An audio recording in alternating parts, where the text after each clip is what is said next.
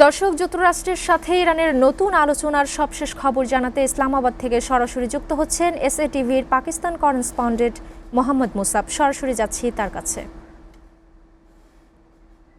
Hello মুসাব, welcome to SATV news. Musab, what is the current situation of the negotiation between Iran and USA?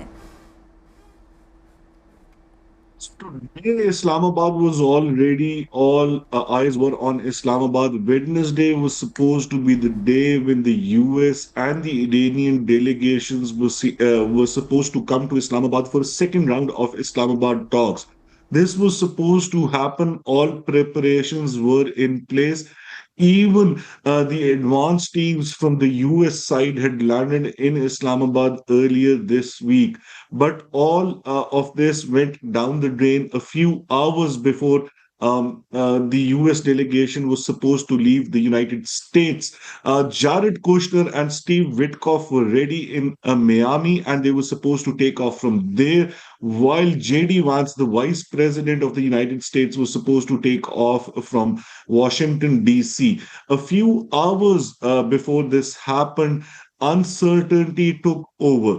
The Iranian delegation declined to come to Pakistan, and that has a background. The background of this is that the Iranian side claims that America keeps changing goalposts, the US side keeps changing its demands. At the same time, the Iranian side believes that messaging by President of the United States of America, Donald Trump, they believe that most of it is aggression, according to them. Also, the naval blockade of the Iranian waters by the US side was seen as something that the Iranians say is something that is not acceptable under the current ceasefire.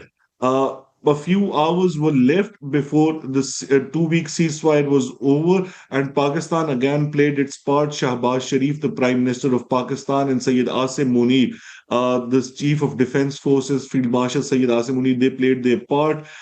They talked to the US government, and they made sure that the ceasefire was extended. So, as we speak right now, the ceasefire is, according to the post made by President Donald Trump, the ceasefire has been extended. There is no timeline, so we can call this an indefinite extension in the ceasefire period. But at the same time, the problem remains.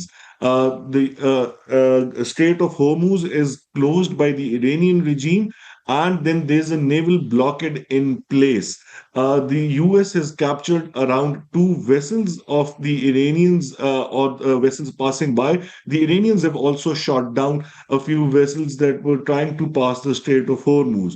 Now, the most important part is that while Pakistan is still trying, as we can see, the Iranian ambassador to Islamabad, Pakistan, called upon the Prime Minister of Pakistan, Shahbaz Sharif, a few hours ago.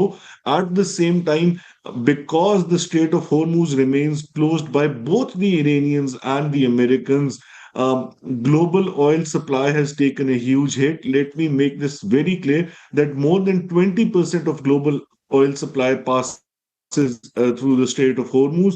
More than 33% of global fertilizer supply passes through the Strait of Hormuz. Around 12% of the global urea supply passes through the Strait of Hormuz. This means that the economic fallout of, even if there's a ceasefire in place, the economic fallout of this scenario is going to hamper global economies. It is going to make third world countries or countries with which have developing economies pay a huge price. So, as Pakistan is still trying, let me also tell you this, that Islamabad is still on red alert. Islamabad is still waiting for both these delegations to come, but this needs to happen in a couple of days, because if this does not happen, the messaging that is coming out from the Iranian and the American side, is signaling that there might be a second round of war, which is not going to be good for anybody around the globe. So while we still wait for things to get better and for both sides to come to a table in Islamabad, we still fear that this might escalate into a second round of a war between these two countries. Thank you, Musab, for joining us.